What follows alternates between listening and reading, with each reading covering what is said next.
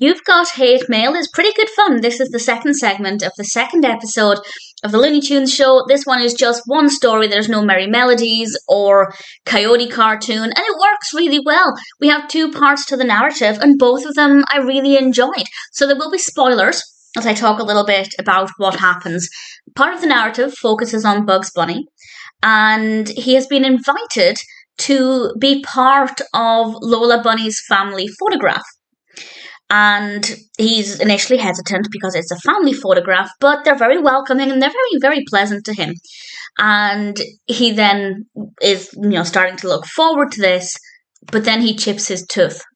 And he needs to get dental work, but it's not going to fix the problem in time for the photograph. What is he going to do? Well, I wasn't sure how this would play out, and I have to say I rather liked where it went. I liked the direction it took. I thought it was pretty decent. So, not a bad narrative, a nice little story. It's nice that Bugs Bunny is being made to feel welcome by Lola Bunny's family, which is rather sweet. And in general, it's not too bad. But my favourite part is definitely the bit that focuses on Daffy Duck, because it's a really interesting concept, and we also get some other Looney Tunes characters featuring. It starts off with Tina writing a hate mail to her boss, but she doesn't send it. She just angrily types it out to get all of the feelings out. It's a really cathartic process, and then she deletes it. And of course, Daffy is initially confused by this. What's the point in writing it if you're just going to delete it?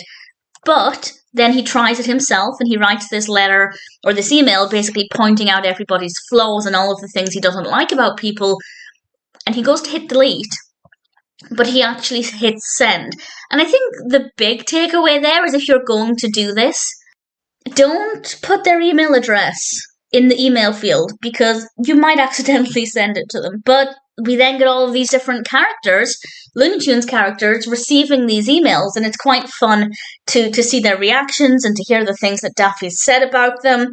And some of them actually have a chance to evaluate their own outlooks and their own personalities, and it's a really fascinating concept, and I thought it was very well executed, and I rather enjoyed it. And I think the way Daffy approached everything once he realised his mistake was quite interesting.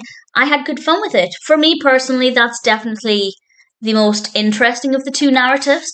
But actually, I found both of them worked really well, and I really enjoyed both of them. I don't have any complaints. And it worked, as I said, it worked really well, even without the Merry Melodies segment or anything. It never felt like it was taking up too much time or like it was dragging.